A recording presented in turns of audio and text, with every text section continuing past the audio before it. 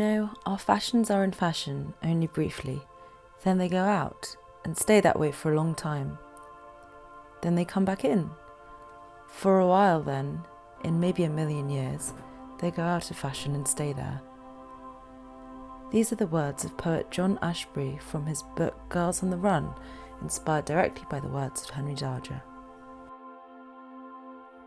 Henry Darger was a quiet man who lived a quiet life. He supposedly had about as many friends as fingers on his hand by the time he passed.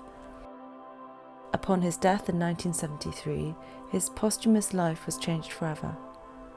From the outside, he was a regular elderly man, a tad lonesome, in poor health and slightly strapped for cash, but his inside world was rich. The walls of both his mind and his apartment were resplendent with drawings of war, friendship, hurt, joy, hardship, and victory.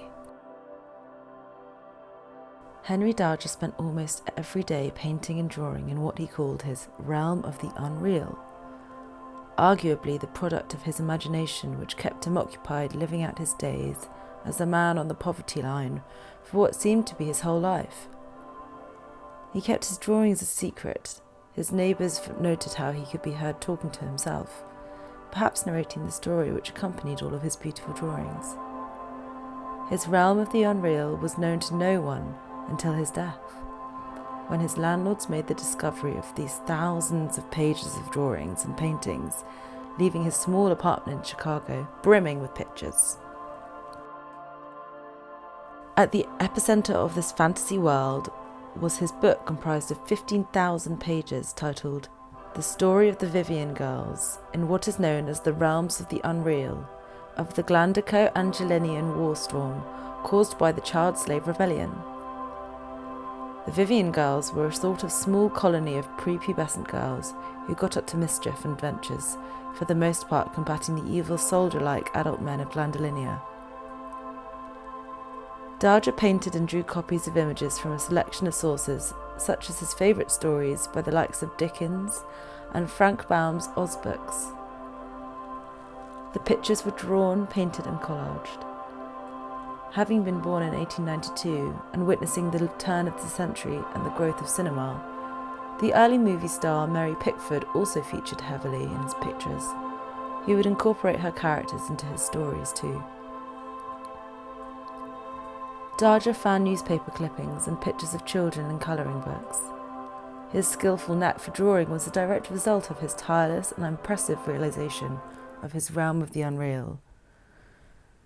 His Vivian Girls appear to us as heroes of his inner narrative, and the world they inhabit is a complicated but vivacious and fantastical one. We have gotten this far without discussing the controversy surrounding Darger, namely the depiction of nude infant female gore. The battle scenes are macabre, perhaps more so because the victims are children, perhaps more so because they are naked.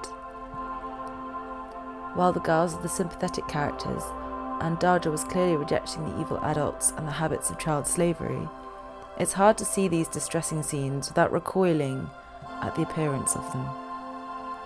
The dichotomy between a paradisic innocence and scattered battle scenes holds an uncomfortable but beguiling presence throughout Darger's work. The popularity of Henry Darger since his death is undeniable, and perhaps epitomises that of human curiosity. Did the mystique surrounding the man and his work overtake the power of images themselves? Did he wish for his story ever to be seen? What would he think now of the worldwide reach he has acquired, not to mention the sums of wealth his images have earned? There is an air of posthumous invasion of privacy. There is no consent where the dead with no family are concerned. In a way, it could be seen as unfair of us for judging the gruesome nature of his pictures, as he may not have intended for them to ever be seen. Merely a personal playground, a playing out of his imagination, his inner world. There's no proof that he ever harmed anyone in real life. His own story fed very much into the narrative of his drawings and their magnetism. He is a very real example of the difficulty of separating the art from the artist. The excellent official Henry Darger website is a great resource for information on his life as a recluse, as well as credits of his work and the projects and places they have been involved in. Thank you for watching.